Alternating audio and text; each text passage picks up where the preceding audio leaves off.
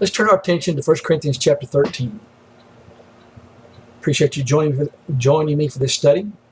We come to chapters 12 through 14. In chapter 12, Paul will talk about identifying the spiritual gifts. He gives their function, he gives their purpose, and he gives how they are exercised. In chapter 14, he talks about regulating the spiritual gifts. But in chapter 13, he talks about something that is essential for the possession and exercise of these gifts. As he closes chapter 12, he will say, "But earnestly desire the best gifts, and yet I show you a more excellent way." And so he's fixing to show them the more excellent way, and that is love. Notice the first three verses, and pay attention to the comparative value of things. "Though I speak with tongues of men and of angels, but have not love, I have become a sounding brass or a clanging cymbal." In other words, there's no practical use. "And although I have the gift of prophecy and understand all mysteries and all knowledge, and though I have all faith so I can remove mountains, but have not love, I am nothing." In other words, there's not a profit to others. "And though I bestow all my goods to feed the poor, and give my body to be burned, but have not love, it profits me nothing." There's no profit personally. Paul will say, if you have all these, but have not love, we are at depth zero spiritually. And yet all those things will be held up as something noble. Then he comes to verses 4 through 7, and he's going to give the presence of love. And he's going to identify these from the standpoint of personification. If love were a person, this is how love would act. And think of it not from the standpoint of some heroic sacrifice like martyrdom, but think of it from the standpoint of ordinary circumstances of day-to-day living. And so let's begin looking at these and kind of put some definition to part of these. Love suffers long. Sometimes the word patience is used there. Patience and long-suffering are two different words. The idea of patience is to bear up under circumstances. It doesn't give in to despondency. It's always associated with hope. Long-suffering is bearing up under trying people. It doesn't give in to revenge or retaliation. And it's always associated with mercy. And so he says, love suffers long. In fact, defining it is to be patient in bearing the offenses and injuries of others, to be mild and slow in avenging, to be long-suffering, slow to anger, slow to punish. It's a very picturesque word. It means long on nose, long on breath. And think about that from the standpoint of someone who is filled with anger in this bursting tumult of anger, and their pulse rapidly beats and their breath becomes shallow. Long-suffering takes a long breath and exercises mercy. You think about that from the standpoint of forgiveness. It's not asking for forgiveness, but it's being long-suffering while forgiveness is coming or is there. There's a time frame with it. Sometimes a person who's wronged us, though they are truly penitent, simply can't undo the wrong, or at least not immediately. There's time and effort taken. But keep that in proper perspective as well. The question to ask, does patience mean, or long-suffering mean, one never comes to his own defense? Well, if that's the case, then Paul was wrong in writing 2 Corinthians, because that is a defense of his apostleship. Second, is it ungodly to have an end to our long-suffering? If that's the case, then God is wrong, because there's going to come a time when his long-suffering will end. And then third, does patience forbid the need and right for occasions of plain and sometimes swift and public rebuke and reproof? Think about from the standpoint of Paul in Galatians 2, "Am I become your enemy because I'll tell you the truth?" Think about the rebuke in Titus chapter 1 of those Cretans whose own prophet said they were liars and slow bellies. Think of the standpoint of someone who is, as a godly person, trying to defend the truth when it's being assailed versus when self is being assaulted. I think that helps put it in place. Then kind. Long-suffering and kind are couplets. They match together. How are you long-suffering? By being kind. Kind is a utilitarian word. It's hard to define, but you know it when you see it. But if we were to define it, it might be mild or pleasant, opposed to sharp or bitter. It would suggest grace or tenderness or compassion is the idea. When really wronged or hurt, though penitent, the wrong is difficult or even impossible to undo. Love is not only patient, but it is kind. It's easier to be kind to someone who hasn't wronged us. But this is God's kindness that's associated with tenderheartedness and forgiveness. But let's ask some questions to keep it in proper perspective. Is one unloving if there's ever sharpness in his speech?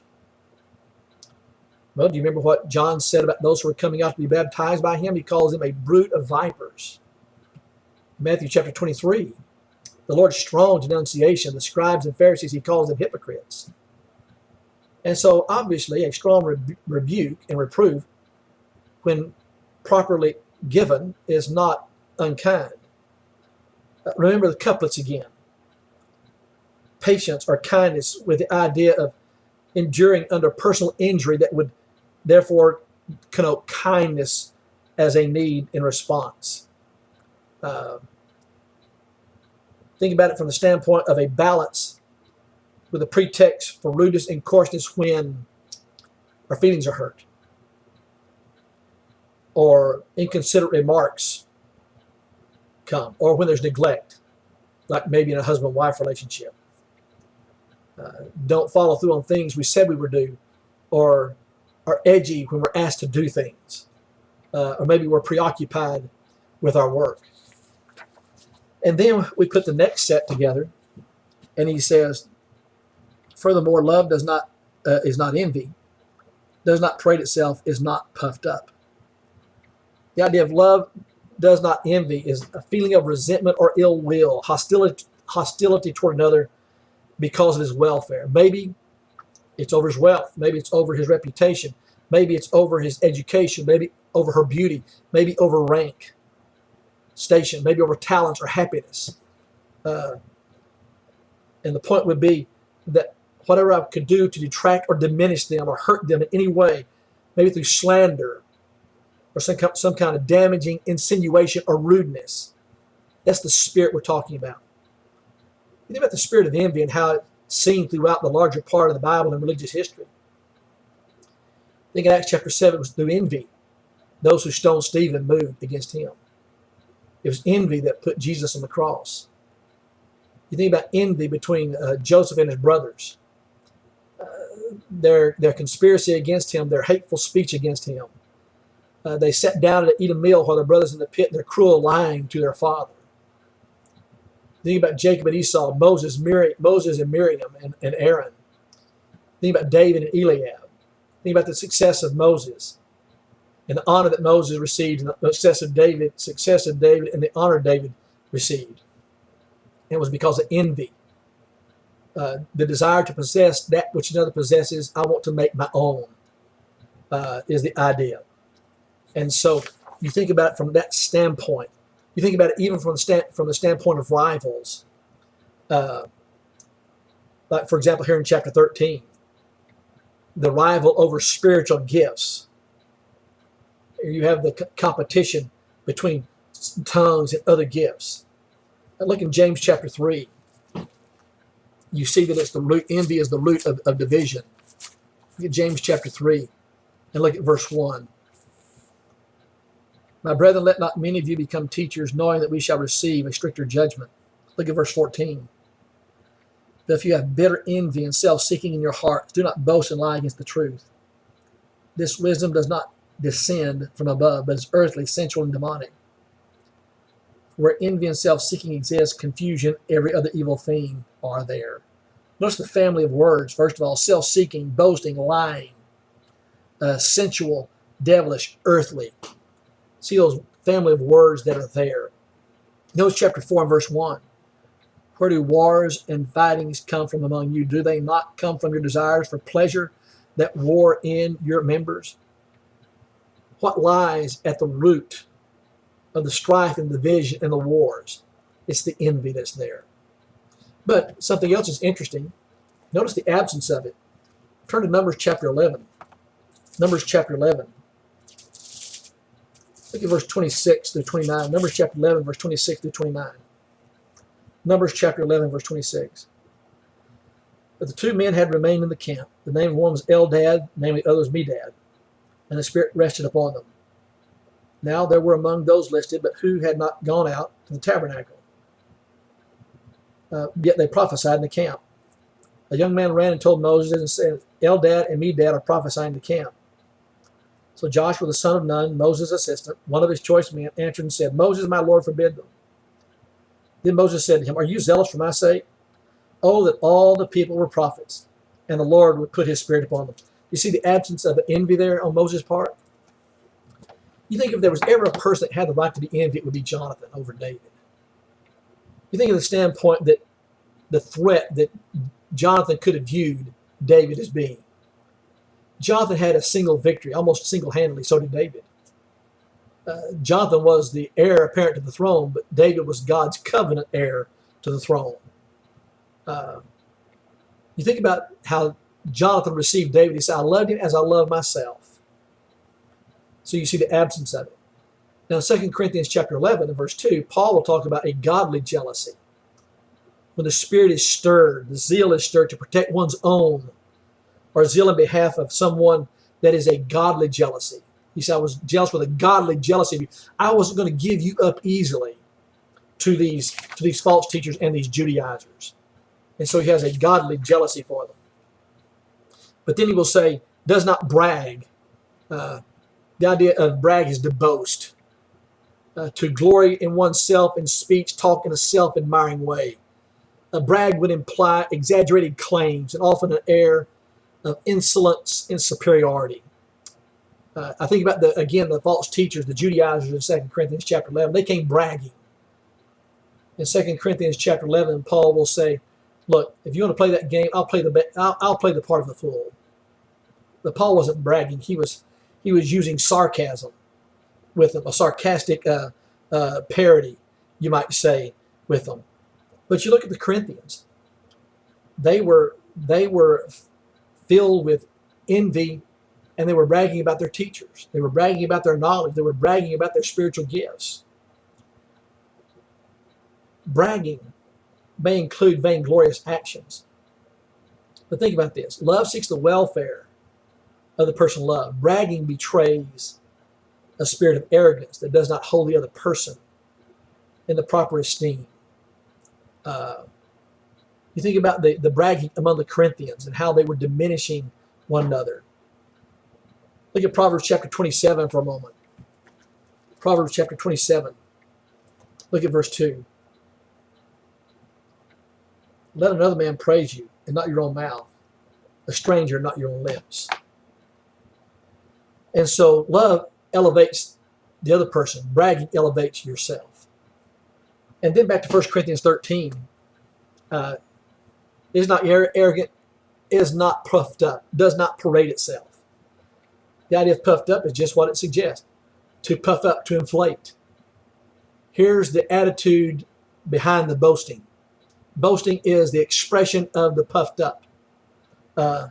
Maybe puffed up, inflated with one's own importance. Overestimation of his importance, his abilities, and his achievements.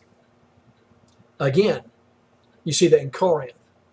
In fact, the word that is used here is used 7 times in the New Testament. 6 times it's used in the book of 1 Corinthians. Isn't that telling? I think so. And so they had an inflated opinion of their teachers, and it gave vent to their divisive boasting. And now they're boasting about their spiritual gifts and tearing each other up in this ego war over their spiritual gifts. Sometimes this type of puffed up boasting happens in the home between husbands and wives. I can dig and goof up like you did. I can, you can't, maybe over one's abilities and one's accomplishments. I told you I was right. I'm the boss. You can't make me do that. And we see those kinds of attitudes that produce a divisive spirit in the home. And then does not act unbecomingly, does not behave rudely, maybe your translation says. That if becoming is suitable or appropriate. Does not behave unseemly, maybe your text says. It's proper or what is proper or fitting. The idea of does not behave unbecomingly, fails to give the proper due respect or honor or consideration. Self-love betrays its lack of sympathy. And so here he says, this doesn't fit. This doesn't fit what being a Christian is about. You think about it from the standpoint of this, is there anything in the will of our King that would encourage his subjects to have appreciation for social decorum, public decency, individual feelings and sensitivity? Is there room in the religion of Christ, nay, more room, the obligation for man to learn to be a gentleman and a woman learn to be a lady? So what he's saying is it's not ladylike, it's not gentlemanlike to behave in a rude, boorish way. And so it is betraying, self-betraying. And then he says, does not seek its own. The two are coupled together. Love does not behave rudely, does not seek its own. Selfishness is at the root of every sin. It's at the root of the problem in Corinth. It's opposite of thoughtfulness of others. Look at Philippians chapter 2. Look at Philippians chapter 2. The first few verses there. Verse 3, let nothing be done through selfish ambition or conceit. There you go. But in lowliness of mind, let each esteem other better than himself. Let each of you look out not only for his own interest, but for the interest of others. And so here's the person who's self-seeking, does not consider whether his conduct is becoming in view of the circumstances of life, the attainments of life, and the weaknesses of others. It doesn't fit. Love doesn't do that. And then we come to the next part, is not provoked. The idea to provoke is to take a sharp stick and to poke. Maybe like you would provoke a work animal, an ox or a cow, to motivate him to move or to work. But you wouldn't want that to do that to an irritable, cross-grained grizzly bear. So that sometimes there's provocation over sin. You see that with Jesus. You saw it with Stephen, and you see it, Paul, with the Corinthians. And so the idea here is selfishness that lies behind the disposition that is provoked over every injury, whether real or imagined. And so here you have, is not provoked. But let's ask this question. Is it ever wrong to be provoked? Is indignation over unrighteousness ever wrong? Well, again, if we go back to provocation over sin that Jesus had, that Stephen had, and Paul had over the Corinthians, then there'd be a time to be provoked. In fact, we don't want to become so tolerant we can't be moved at all. We'll have the death of a taste for what is right. And sometimes even the best men got angry over personal insult, like Moses did. And that in Numbers chapter 16. Or like Paul did when he defends himself in Acts chapter 23. Love not self on the pedestal, so that provoked over every remark, slightest injury, each successive offense being recorded in one's little black book of our memory. And that leads to the next consideration, and that is, doesn't take into account of wrong. Is not provoked and doesn't keep account of those things that provoked. It's an accountant word. Barclay, in his work on 1 Corinthians, gives this story. A writer tells how in Polynesia, where the natives spend much of their time in fighting and feasting, it's customary for each man to keep some reminders of his hatred. Articles are suspended from the roof of their huts to keep alive the memory of their wrongs, real or imagined. Imagine that. So hanging from the rafter of your houses, of our homes, are the list of wrongs that everyone has done. And we keep a catalog of those things. We collect those faults like some people collect stamps. And here they're just collecting their faults. And so it doesn't take account of wrong. It doesn't keep account of wrong. Love doesn't count the wrong. Maybe another translation of that would be, does not surmise evil. It doesn't suspicion the wrong where there is no wrong. Again, that looks at the personal injury part. The provocation of a personal injury. Everything's taken personally. And I know why you said that. I know why you did that. That's a dark place to be, where we're easily provoked over what we perceive as personal injury. And we keep account of them, and we always surmise where there's no evil to be surmised. The sooner we can master this, the happier we will be. How miserable is the person provoked over everything he regards as inconsiderate to himself and regards it diligently in his memory and imagines it graphically. And in love does not rejoice in unrighteousness, but rejoices in truth.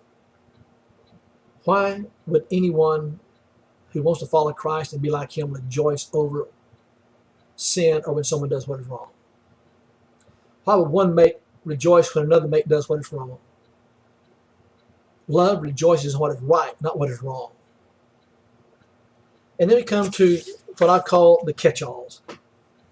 Bears all things, believes all things, hopes all things, endures all things. The idea of bears all things means to cover all things. Puts a cover over all things.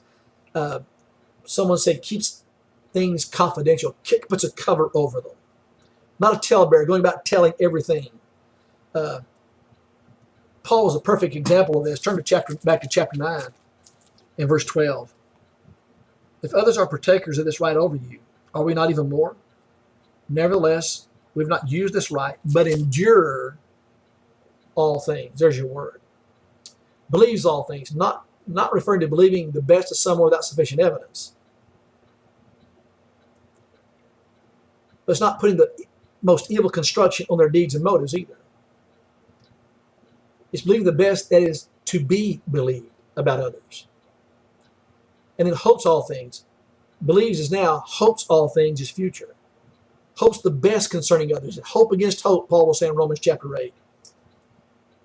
And then here comes the clincher, endures all things. Under trials or persecutions inflicted by others or circumstances, endures all things. Love never fails. There's the thrust of the text. We have the presence of love in our life. Love never fails. Why? Because he will say in the latter part of this, the greatest of these is love. Now abide faith, hope, and love. But then we come to what he says in verses 7 through 13. He talks about the gifts that will be done away with. The gifts were the process to produce the word. And the word was to produce faith. And faith was to produce hope. But now those gifts have served their purpose. They'll be done away with. Why? Because the word has come. And because the word has come, faith comes by hearing that word. And hope can be built on that faith. But the time is going to come when faith will be sight and hope will be reality. But love will still be there. Why? Because love makes us like God. Paul said at this time, it's like we look in a glass dimly. Like an immature child, how an immature child would behave. But the time will come when we're grown up and we don't behave like children. The time will come when the revelation is complete. And we'll see face to face. The idea of face to face is said of Moses and God. He spoke to Moses face to face, not through riddles and prophecies. There was an openness between Moses and God. And when this revelation comes and the spiritual gifts have served their purpose, the byproduct of the spiritual gifts was to be the Word of God.